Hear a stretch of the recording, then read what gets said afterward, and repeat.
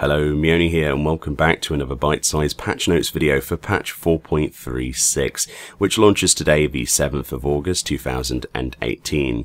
Let's look at the patch notes which went live earlier today, and look at what's exactly in this patch. So the content in the patch includes both Eureka Pagos, which is the next part of the Eureka chapter, including a new island with lots of notorious monsters, items, and a progression system for a new weapon, and also we have the Rathless Normal and Extreme Trials that have been added to the game.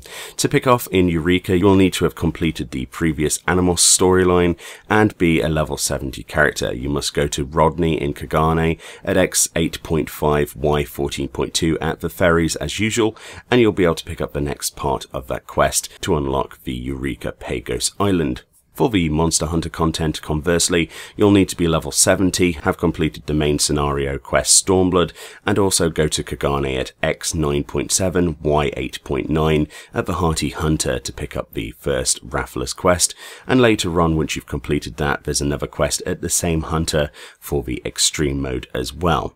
There are new housing items they want to shove this on us first, including some new Ishgardian themed stuff. We're going to be looking at that in more detail in future videos. A lot of it will be crafted. They also mention quickly here that there's new triple Triad cards added to the game to hunt down, and then they talk about some significant changes to Eureka Animals and the Eureka Animals challenge log in particular.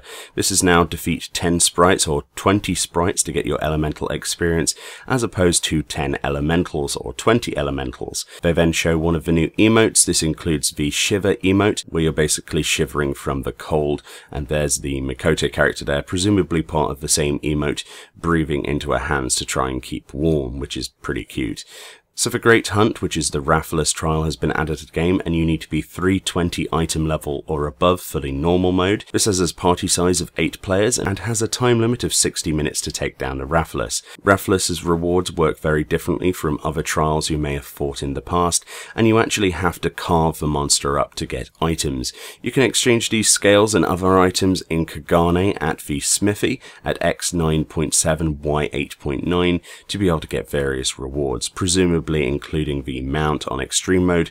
There'll be something specific that you can carve from the monster. This is not going to be easy to obtain, I would imagine. The extreme mode does require an item level of 350 or above, and is limited to 4 players total, and you get 60 minutes to kill it.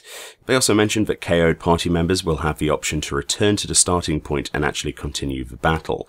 The duty is failed when the party records its 3rd individual player KO, or the entire party is incapacitated. So they've also changed a few other things in Eureka Animals. Players whose elemental level is 21 or higher will automatically be synced to level 20 if they go back into Animals instead of Pagos.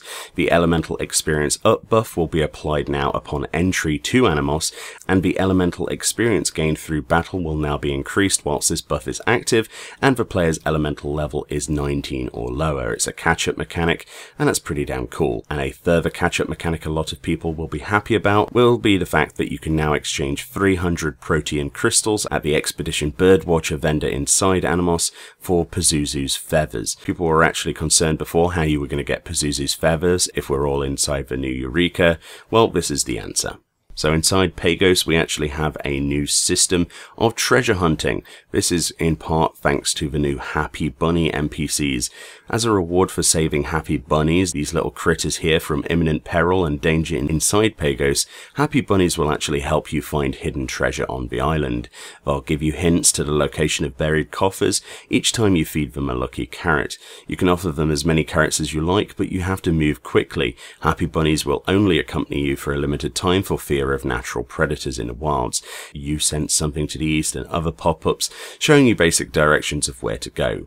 Once you're at the location, use another carrot and you'll essentially be able to unearth a treasure coffer. It doesn't say what's inside the treasure coffer. I would imagine a lot of elemental experience and probably some other rewards as well.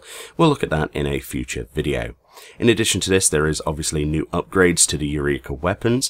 The Animals iterations will require specific items, presumably from new notorious monsters. You can actually exchange these items at Geralt, who's returned to Pagos in the main town. There's also new armor in Eureka Pagos that is specific to Eureka Pagos. The item has a visual appearance, but certain effects are only active whilst you're inside Eureka instances. Many of these items enhance gear with special attributes not available to regular equipment, and it'll be interesting to see what exactly this stuff does. Notorious monsters are obviously back, there's lots of new ones, and this still seems to be one of the better ways to level up elemental experience, so get on that fate train.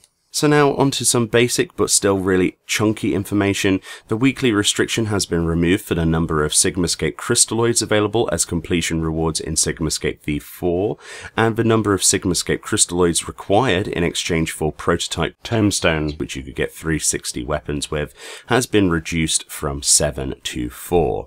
Sigmascape Savage has also been adjusted. A lot of people have been asking for this. 2 treasure coffers will now always appear. Furthermore, the weekly restriction on rewards obtained from the coffers has been removed. The weekly entrance restriction on all areas of Sigmascape has also been removed, and players may now proceed directly to any area of Sigmascape Savage they desire.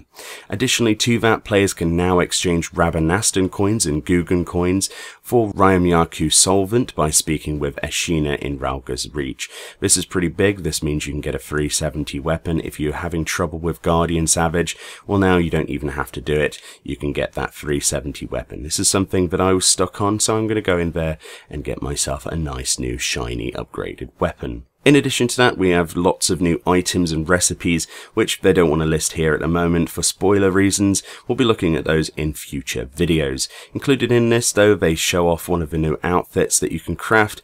It looks terrible to me, but I'm sure somebody will like it. It's sort of like a beret thing. I don't know. I don't know what that is. And obviously there is the new Rathalos mount, which presumably will be annoying as hell to get through the new gathering of scales and stuff carving system. We don't know at this point. Obviously there's quite a few system changes. Most of these are new achievements and titles and new ways of getting certain achievements as well. This includes putting the Rathalos Extreme Trial under the old tank achievements 1 through 3, etc. And in addition to this, they've also increased the amount of places you can go to actually get those tankless job achievements as well, which there's a full list of, which I'll let you look at. All the links will be in the description of this video as usual. Obviously there's new music scrolls and lots of other functionality, and there's lots of resolved and known issues, as is to be expected with a patch day. Either way, hopefully you're looking forward to the patch as much as me. Hopefully you enjoyed the video. If you did, smack that like button, and I'll see you all next time.